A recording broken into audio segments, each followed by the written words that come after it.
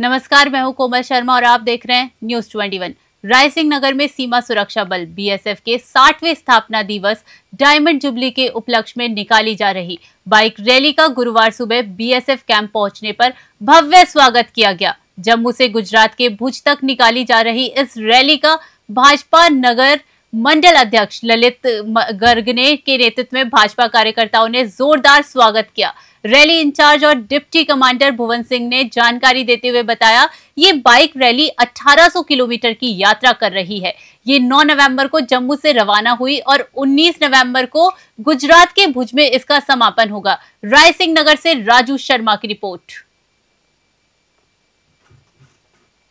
9 को चली है यात्रा, जम्मू को 9 को चली है, 19 को गुजरात में भुज में पहुँचेंगे। उद्देश्य तो ये है कि 60 साल बीएसएफ के हो चुके हैं, होने वाले हैं, मतलब दिसंबर में 60 साल हम वर्षगांठ मना रहे हैं, हीरक जयंती डायमंड जुबली। और इसमें इस यात्रा के माध्यम से हम लोगों में जागरूकता पैदा करना चाह रहे हैं कि जो ड्रग्स के अगेंस्ट यूथ को ड्रग एब्यूज से बचाएं, उनको मेन स्ट्रीम में ले आएँ। प्लस बीएसएफ ने इस 60 सालों में क्या क्या काम किया है, सिर्फ बॉर्डर गार्डिंग ही नहीं किया है बल्कि इंटरनल सिक्योरिटी, नेचुरल कैलामिटी, जब भी प्राकृतिक आपदा होती है तो हम जनता की मदद करते हैं, देश की सेवा करते हैं। लड़ाई तो हम लड़ते हैं, 71 वार हो गया या कारगिल हो गई या फिर आपका अभी रिसेंटली जो सिंदूर हुआ था, ये सब जो हम कर रहे वो तो करते हैं, लेकिन साथ में देश सेवा में भी, सामाजिक कार्यों में भी बीएसएफ लगी हुई है। और यही संदेश देना चाहते हैं कि जो यूथ हैं वो बीएसएफ से जुड़ें, बीएसएफ में एज कांस्टेबल, सब इंस्पेक्टर या असिस्टेंट कमांड भर्ती हों और अपना योगदान दें, देश को आगे बढ़ाएं। अलवर के खेडली मंडी में अभिभाषक परिषद की नवनिर्वाचित कार्यकारिणी का शपथ ग्रहण समारोह आयोजित किया गया।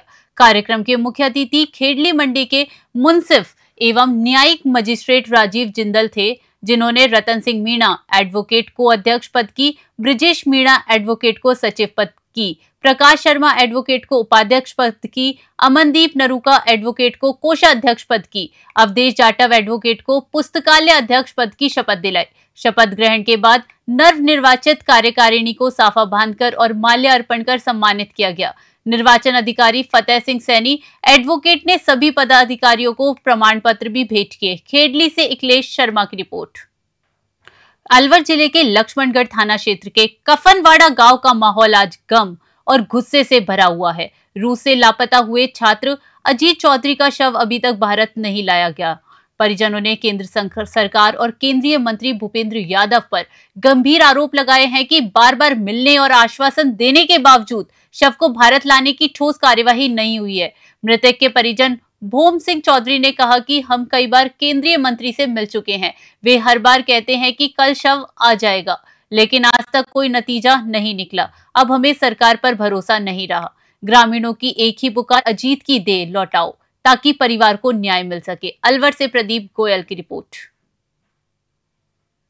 आज हमारे साथ पूरा लक्ष्मणगढ़ व्यापारी संघ, पूरा संगठन, पूरे अध्यक्ष, पूरे ब्लॉक, स्कूलें, सारी कॉलेजें, जितनी सब कुछ बंद करके ये सरकार को ये प्रदर्शन करके दिखाएंगे कि हमारा जो अजीत का शव है उसका पोस्टमार्टम करवा के जल्द से जल्द इंडिया लाए। केंद्र सरकार से भी हमारी यही अपील है, बार बार हम भूपेंद्र जी से मिल रहे हैं, हमें हमारे अजीत की डेड बॉडी को जल्द से जल्द इंडिया मंगवाई जाए, उसको हम परिवारों को सुपुर्द की जाए।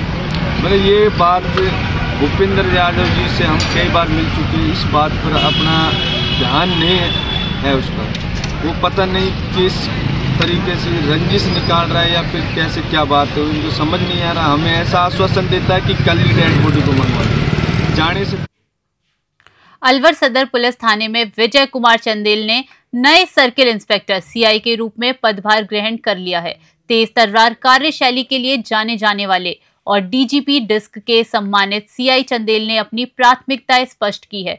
सीआई चंदेल ने कहा कि पुलिस आमजन में विश्वास, अपराधियों में डर के सिद्धांत पर काम करेगी। उनका मुख्य उद्देश्य क्षेत्र में कानून व्यवस्था बनाए रखना और अपराधों पर अंकुश लगाना है। नशीले पदार्थों पर लगाम, साइबर अपराध, अवैध शराब, गांजा जैसे नशीले पदार्थों के व्यापार और जुआ सट्टा के खिलाफ सख्त कार्यवाही की जाएगी। इन गतिविधियों में शामिल किसी भी व्यक्ति को बख्शा नहीं जाएगा।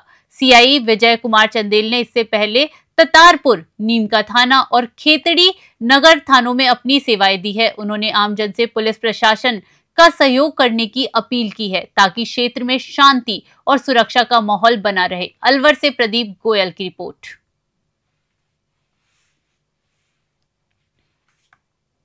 आज अलवर सदर थाने में थानाधिकारी के तौर पर मैंने कार्यभार ग्रहण किया है।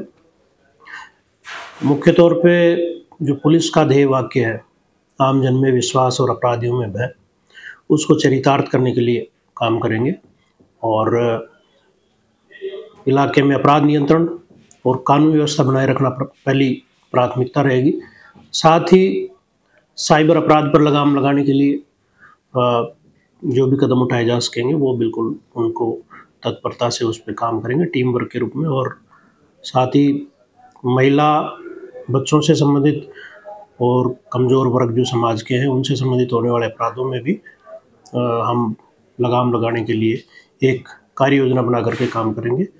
अभी पुलिस मुख्यालय द्वारा जो चलाए जा रहे अभियान है और हमारे एसपी साहब के द्वारा जो ज़िले में इस समय जो कई अभियान चला रखे हैं उन पर भी एक टीम बना करके और उस पर महत्वपूर्ण तरीके से आगे बढ़ेंगे और इलाके में शांति और कानून व्यवस्था बनाए रखने के लिए काम करेंगे। खबर हनुमानगढ़ के नोहर से है, जहां दीपलाना वितरिका की साफ सफाई का कार्य तीव्र गति से चल रहा है। बता दें कि दीपलाना वितरिका में भारी संख्या में झाड़, झंखाड़ व कचरा पड़ा रहने से पहले टेल क्षेत्र तक पानी नहीं पहुंच पा रहा था। अब ठेकेदार मंजीत कुमार के नेतृत्व में दीपलाना वितरिका में साफ सफाई का कार्य काफी तेज गति से साफ सुथरा व अच्छे ढंग से चल रहा है। ठेकेदार ने बताया कि प्रतिदिन 50 से अधिक मजदूर नहर की साफ सफाई के कार्य में लगे हुए हैं, जो नहर में उगे असंख्य पेड़ों व झाड़ झंखाड़ को काटकर नहर की अच्छे ढंग से सफाई कर रहे हैं। हनुमानगढ़ से विनोद चौधरी की रिपोर्ट। सर अभी काम चल रहा है, 10-12 दिन हो गए और काम और लगेगा। अभी वो डीपीएन जो नहर है उसी का काम चल रहा है, दीपलाना से जा रही है, उसी में काम चल रहा है। अच्छे से काम चल रहा है, अच्छे से काम चल रहा है। अंदर की सफाई पूरा घास है और जो पेड़ है वो काट रहे हैं, ऊपर से नीचे से साइडों से जो मिट्टी है वो भी बाहर निकाल रहे हैं सर। और अच्छे तरीके से काम कर रहे हैं। 80% काम हो चुका है सर और उसके बाद में जो 20% काम रहा है वो हो जाएगा। अभी पूर्णतः सफाई और नहर की पूरी साफ सफाई पूरी गारंटी से ठेकेदार साहब बहुत अच्छे से काम करा रहे हैं, हमारे बहुत बढ़िया से काम करा रहे हैं सर। आते हैं ठेकेदार साहब यहाँ पे? हाँ जी सर, पूरे दिन आपके पास रहते हैं? पूरे दिन रहते हैं। वैसे अगर ना रहे तो लेबर भी ठेकेदार के गाँव की है ना, तो ठेकेदार की पक्ष करती है ज़्यादा, क्योंकि हम जो डीपीएन से हमारे भी पानी देते हैं ये नहर, तो हम इसकी पक्ष से ज़्यादा काम कर रहे हैं ताकि किसान है वो दुखी ना हो, पानी कम जा रहा है ना। अपना सफाई का जो काम है वो हो रहा है, कंप्लीट हो रहा है अभी, और लगभग ऑलमोस्ट 80% काम कंप्लीट हो चुका है और 20-1% का काम पेंडिंग है। वो काम अभी चल रहा है कंटिन्यू। एक लेबर यहाँ लगी हुई है जो आप इधर कंटिन्यू देख पा रहे हो। एक लेबर मेरी आगे रामगढ़ की साइड आगे काम कंप्लीट कर रही है।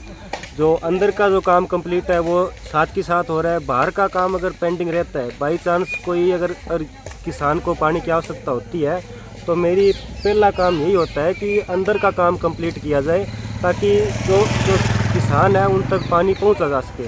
बाहर का जो काम है वो पानी आने के बाद भी किया जा सकता है। बाहर का काम थोड़ा बहुत रहा है, अंदर का लगभग 80% कंप्लीट हो चुका है। लेबर अलग अलग जगह लगी हुई है। आप सफाई आके देख सकते हो, चेक कर सकते हो। सफाई में कोई दिक्कत है तो आप आके बोल सकते हो। सर आज हमारी टीवी चैनल की टीम ने विजिट किया है, देखा है कि काफ़ी अच्छी तरह से साफ सफाई चल रही है। जी सर। चित्तौड़गढ़ के बेगू क्षेत्र में अवैध बजरी परिवहन पर अंकुश लगाने के उद्देश्य से कोटा विजिलेंस टीम ने बड़ी कार्यवाही की है। ये कार्यवाही पारसोली थाना क्षेत्र के अंतर्गत की गई। विजिलेंस टीम ने गांव कांटूटा के पास से बजरी से भरे एक ओवरलोड डंपर को जब्त किया। जांच में ये पुष्टि हुई कि वाहन में बजरी का अवैध परिवहन किया जा रहा था। टीम ने डंपर को जब्त कर पारसोली थाना परिसर में खड़ा करवा दिया। पूरे प्रकरण की जानकारी खनिज विभाग चित्तौड़गढ़ को भेज दी गई है। विभागीय जांच के बाद नियमानुसार आगे की कार्यवाही की जाएगी, जिसमें नियमानुसार जुर्माना या अन्य कानूनी कदम शामिल होंगे। विजिलेंस टीम के अधिकारियों ने बताया कि बेगू क्षेत्र में अवैध बजरी परिवहन की लगातार मिल रही शिकायतों के कारण निगरानी बढ़ाई गई है। टीम ने ये स्पष्ट किया कि क्षेत्र में सक्रिय बजरी माफियाओं के खिलाफ सख्त कार्यवाही आगे भी निरंतर जारी रहेगी, ताकि अवैध खनन और परिवहन पर प्रभावी नियंत्रण रखा जा सके। बेगू से मदन मीणा की रिपोर्ट। अभी के लिए खबरों में इतना ही। देश विदेश की बड़ी खबरों के लिए बने रहिए News 21 पे। नमस्कार।